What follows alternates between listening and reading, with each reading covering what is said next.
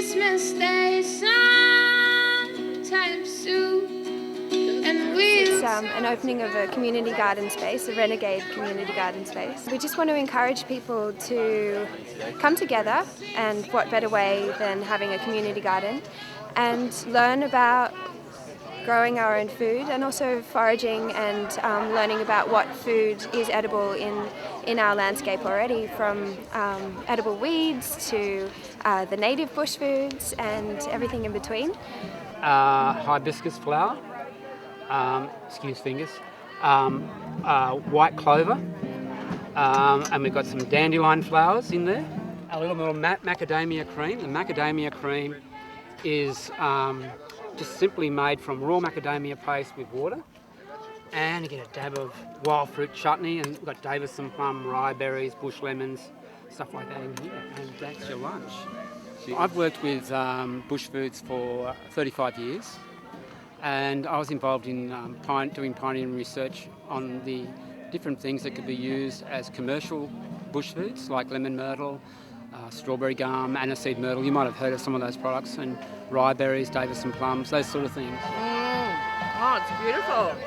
And I did all that, but now I'm kind of really just enjoying getting into the more pure foraging element, which is just about food and community and enjoying wild foods. So yummy. You can feel it's alive. I found them in a park in Lismore yesterday, and because it's been lots of rain, we've got a very bountiful weed season, but amongst those weeds are some edible plants, and of course you've got to know what's edible and what's not, and it's just great getting in there.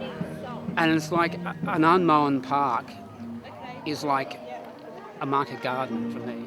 But I used to do this when I was a teenager, and what's really wonderful about this is that you've got teenagers getting involved in this, and I'm just so inspired and touched by this. And we'll talk about the past, even though it's been done. And we'll talk about the future, even though we're still young. And we'll talk about the past, even though it's been done and gone. The intention behind this event is to raise money to get solar panels to the roof of the Civic Hall. Well, this event has been completely youth run. It was just an idea really, and it is, I can't believe my eyes that this is actually happening right now. It's amazing.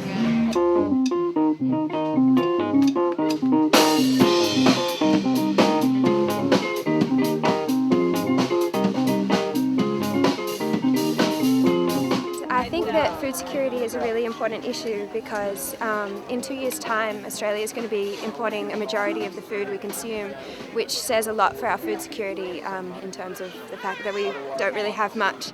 The future is so scary to think about for me. However, I choose not to focus on the negative, I choose to focus on the positive. I choose to go, how can I actually create positive change and work towards that instead of focusing all of my energy on the negative?